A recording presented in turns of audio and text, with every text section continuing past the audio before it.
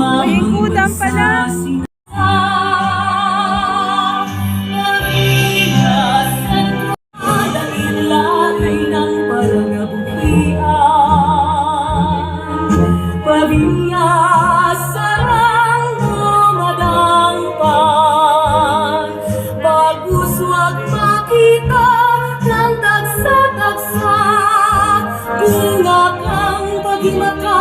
Ibadayon ka, Pavia, sentro kang pagmuswak, magapabiling ganimo, may pagtuo sa Diyos na makakagagong, pabiyanhon kita magururugyon, Pavia, pagmang pinalangka. Labas ng lagamon na makita, ipabukan, tungang mo ibayan, magwaka, agon ipagaw, Pavia, Pavia, Pavia,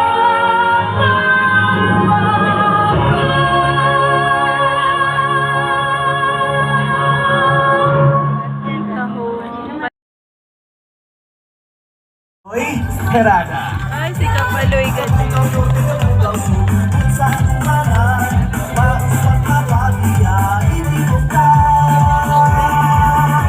Good evening, Kati Barangka. So of course, una sa tanan, winners. The costume must be more on the modern side, comfortable, wearable, and fashionable. The costume must be represented Carabao and Carroza. Other notable Pavia products are also encouraged to be incorporated. Aganan.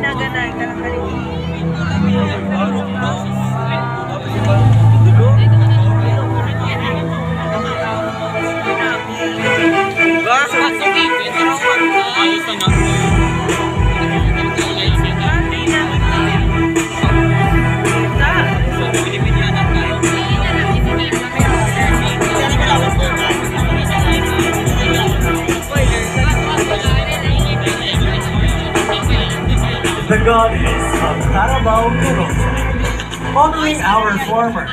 Carabao's basket where crops are placed during harvest symbolizes the importance of gathering and unity of our people. The white tulabo represents grace, purity, and transformation in a sense that despite the challenges in agriculture in the present days, and continue to farm for the younger generations to survive. The beaded design depicts the growth and development of everyone and the choice to change an explosion of colors. Happy Carabao Carroza Festival!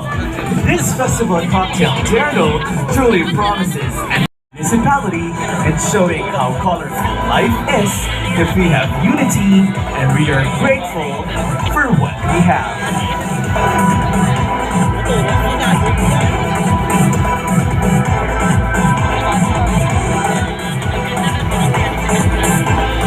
Costume designer Ilahas Creation, head of the Carabao that can be seen symbolizes the strong and determined Anilao. The headdress is a sunrise that symbolizes the bright progress of Anilao, and the cone represents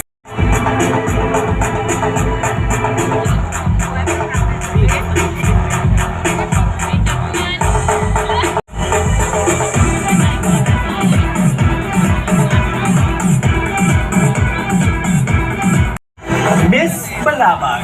Singkat is our now. The red roses, an ultimate symbol of passion and love, symbolizing the iconic red bricks of Santa Monica Parish of our love for Pavia. Aurora borealis crystals scattered throughout the costume symbolize the sparkling and bright future of Pavia and its people. The back dress consisting of carabao horns and beams of light.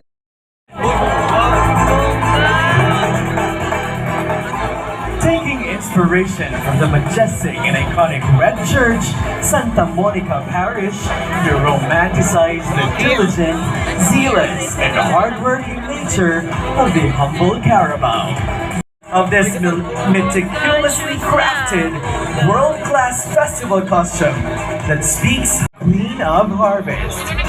The intricate designs of this outfit has a story to tell and form a presentation that will shed light on what is the inspiration.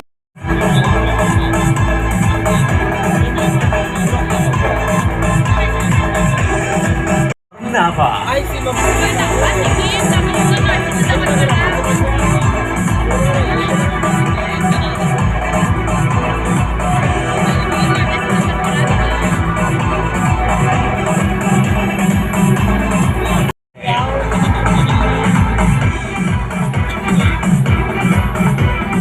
Cabugao Sur's stunning festival costume. Inspired by this iconic symbol of resilience in Philippine culture, the costume is a true masterpiece. The piece comes to life, showcasing the beauty of Philippine culture and the strength of its people. With every movement, the dress flows and shimmers, drawing the eye and capturing the imagination of all who see it. Behold this stunning display of strength and elegance and be transported to a world of beauty and wonder. The Carabao may be a symbol of hard work and determination, but with Cabugao, it is also a symbol of grace and beauty. Once again, Miss Cabugao Sur.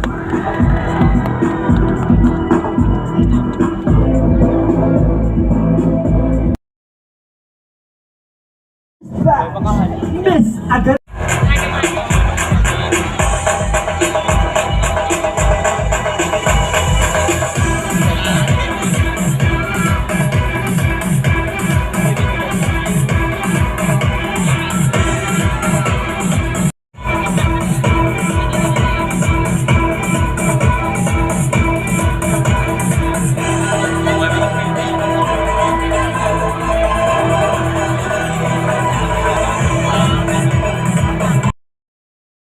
Skilled artisans. The fusion of pottery and haplon has inspired Totong Hanian Garin, that is generations perfecting the art of pottery making, and of course, the haplon weaving of the local Ilocos. It is a celebration of the unique identity and rich history of Barangay Jibao and the Philippine culture, and a testament to the enduring beauty and elegance of these traditional crafts. Once again, Miss Jibao.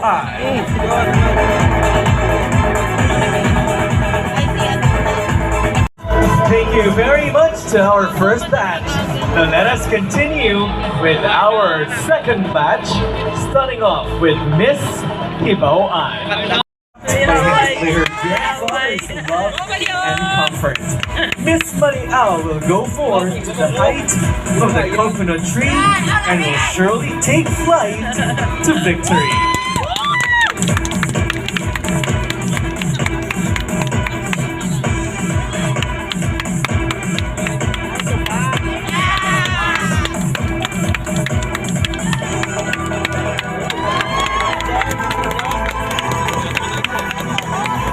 Of human existence, there are so many things about today's society that are unrecognizable from time gone by. People that didn't benefit from so many with the bountiful and first-class crops.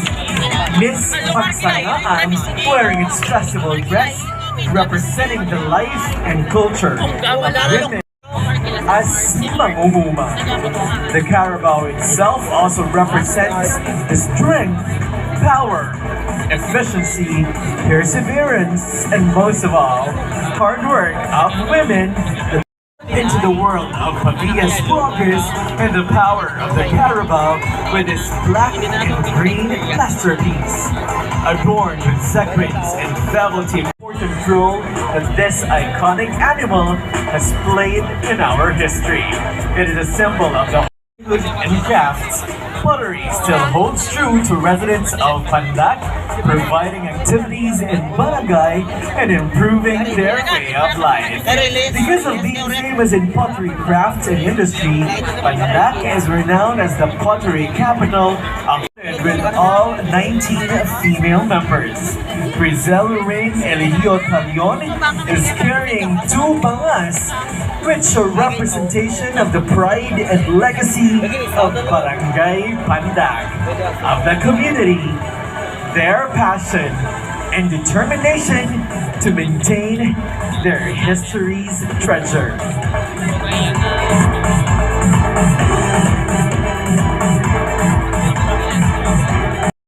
Janine Lopez. Word headdress symbolizing hard work and perseverance. Traits that our beloved Pavian Huts, especially the people in Purok Uno, will always have. Purok Uno is also known for its own farm, the LG Max Farm, where sunflowers beautifully grow here in Pavia. Miss Purok Uno is wearing a festival costume that represents a modern Filipino warrior to find strength in and others, especially our own farmers.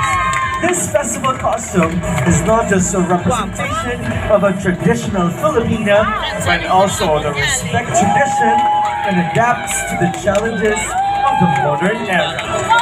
She walks and embraces her identity with poise and grace. Miss Maliao, Miss Pagsangaan, Miss Palagon, Miss Pandac, and Miss Purok Uno.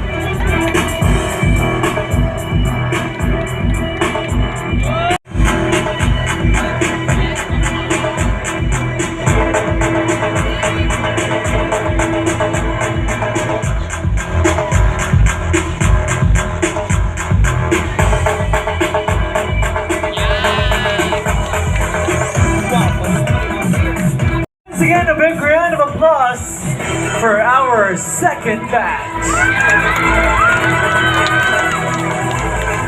Now let us this great representation in our festival attire. Dominant in golden ripe palay, as if it is now ready for bountiful harvest, and the iconic Carabao as shown as a symbol of great strength and hard work. Their own set of culture that has been made famous through the years of municipality of Pavia.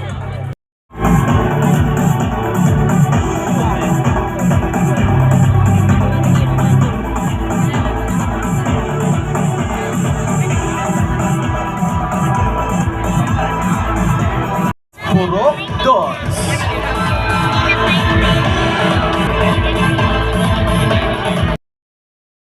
The candidate's costume, embellished with patadyon cloth for the unique Ilonggo touch, including the sadok, a farmer's protection under the scorching heat of the sun during harvest. And as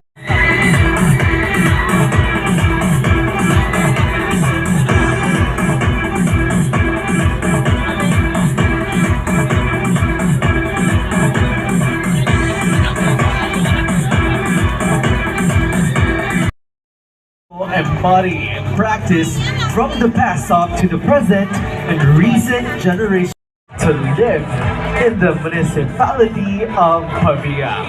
Once again, Miss Purok Kwatro.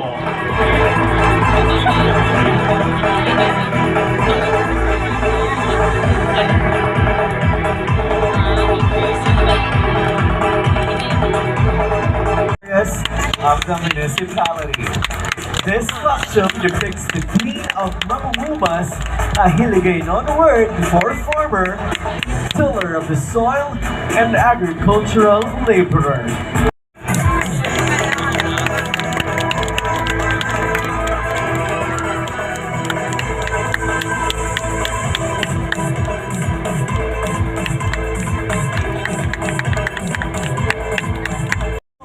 And most importantly, diligent labor. The white Carabao, sometimes known as the albino Carabao, served as the inspiration for this costume that, like Pavia Modern, not only stunning to look at, but also have special skills. Between the Carabao and the Heron means each one of us benefit in some way from the relationship we share. Ladies and gentlemen, Miss Ungka Uno.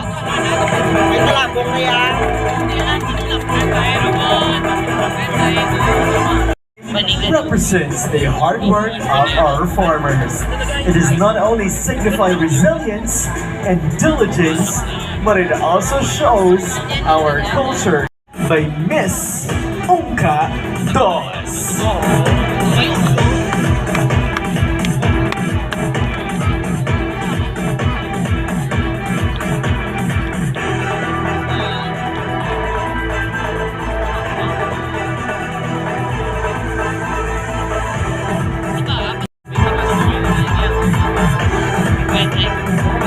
Purok Tres, Miss Purok Kwatro, Miss Tigong, Miss Ungka Uno, and Miss Ungka Dos.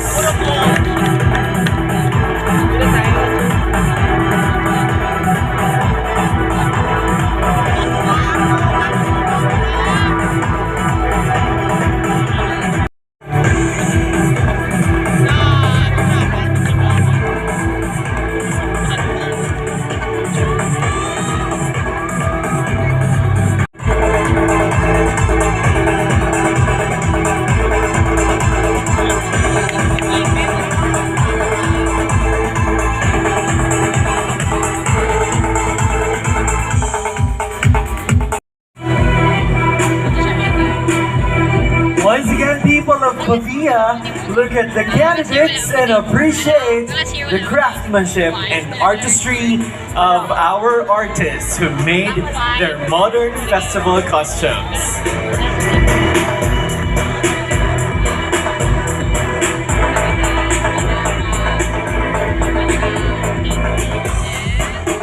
Pavia and Hans, the 18 barangays of Pavia wearing their modern Carabao Carroza festival costume. Once again, a big round of applause. Goriseta for his message.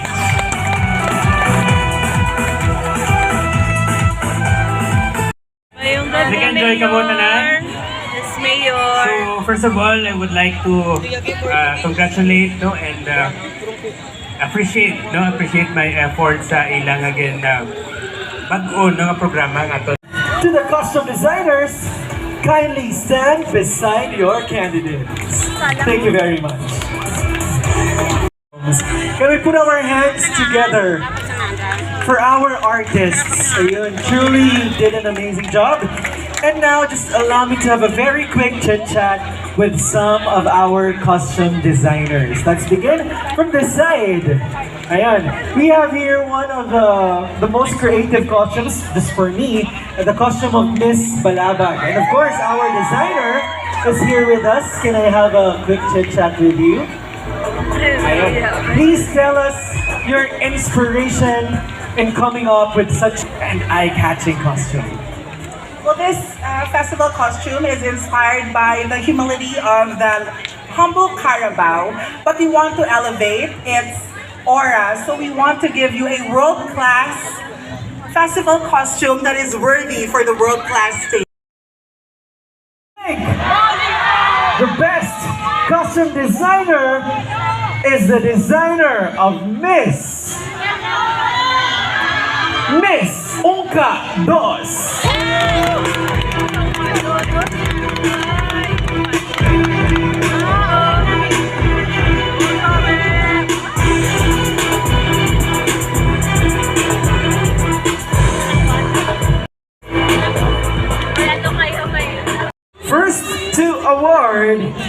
I'd like to request Judge Alvin Pavera. Goes to Miss. Congratulations, Miss Maliao. Festival costume goes to you, Miss. Miss Pagsangaan. Congratulations.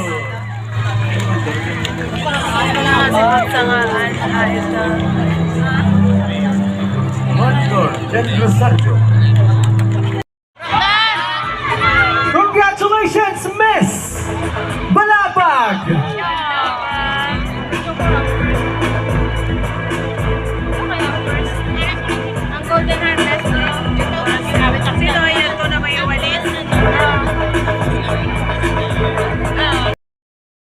Once again, Mayor Luigi Goriseta to bend the sash. Modern Festival Costume Award! Who do you think? Louder! Congratulations! The Best in Modern Festival Costume Award goes to candidate or Miss. Congratulations, Miss Ungka.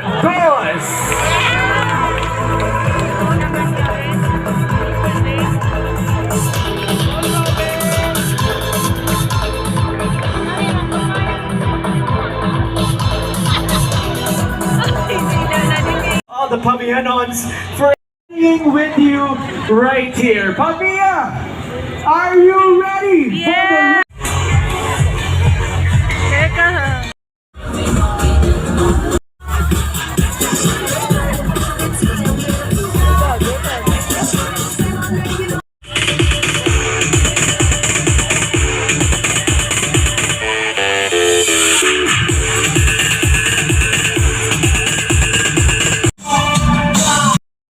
Pista sa Pavia.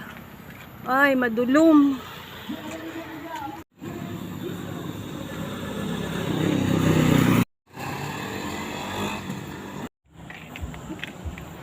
Twinning. Ka-short din pareho.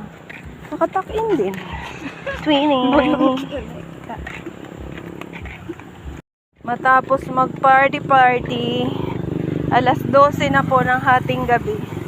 Ayan, lakad tayo kasi wala nang pamasahe. Okay, wala na masakyan. Kainon ang pagkain. Yeah.